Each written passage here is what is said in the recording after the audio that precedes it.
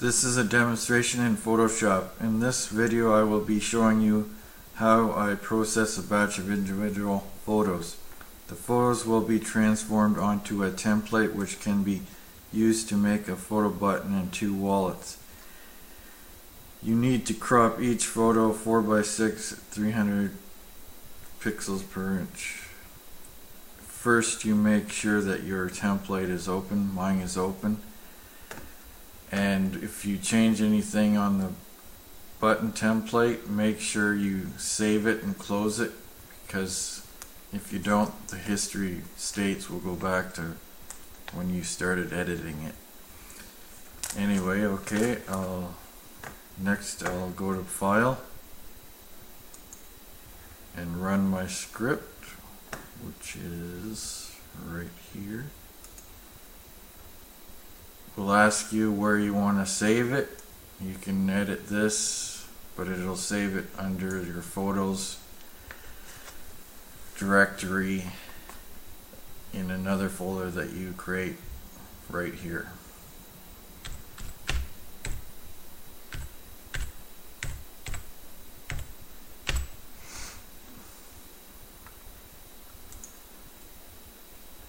Then it will ask you where the files are that you cropped to 300 pixels per inch, 4x6, all the in the folder. Let's see, where did I save mine?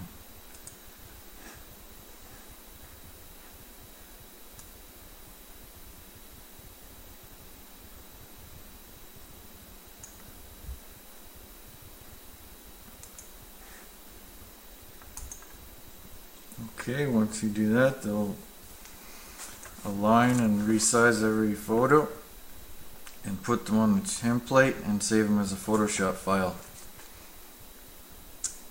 Once they're finished, you can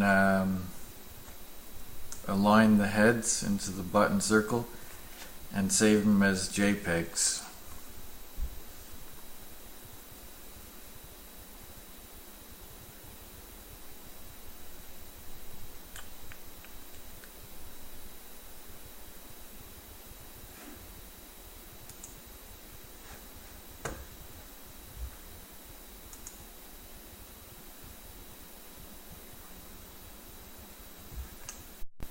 Here are all the Photoshop files that I created in my test photos folder, which is saved under pictures, buttons, and test photos.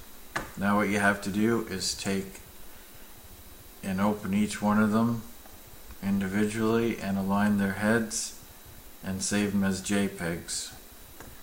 And then they're done and ready to be taken to the lab. I can show you that in the next video, how to align the heads.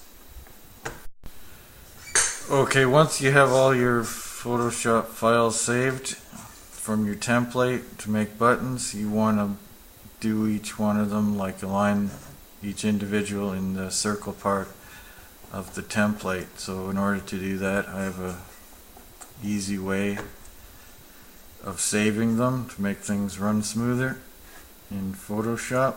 So what you do is go to File, Scripts, and there's a script I created here, Get Files in Folder. You have to do this first to set them up. So you browse to the source folder where they are or have been saved, the Photoshop files, and they were, remember, saved in Pictures under Buttons.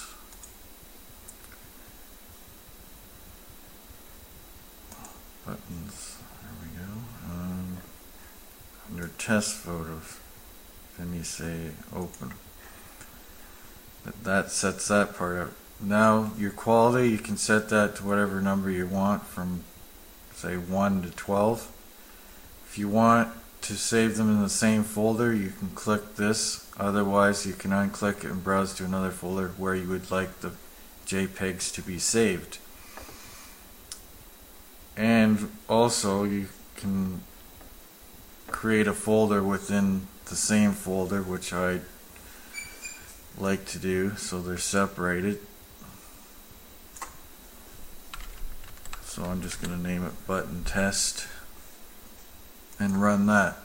So then once that's set up, you can go through each one of them and hit the F1 key, which brings up each one individually like this, and then you can align the heads, and when you're done you hit F1, it saves it as a JPEG and it moves on to the next one. And now if you don't want to accidentally select a layer by mistake and move it, you have to auto select it. The layer that you have to move will automatically be selected anyway, so all you have to do is sort of click and drag. So I'll just go through each one of them, shouldn't take too long.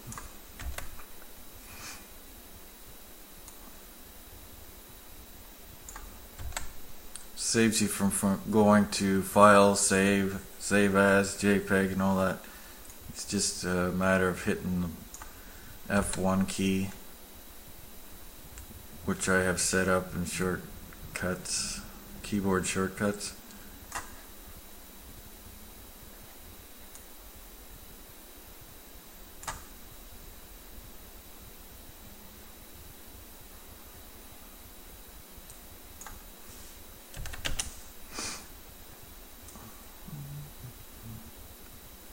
Also, you can rotate them and grab the corners and stretch them or make them smaller to fit in the circle.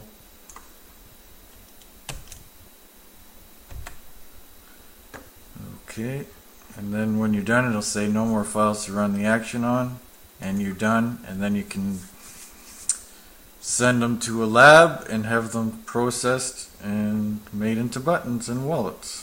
Thank you for watching my video.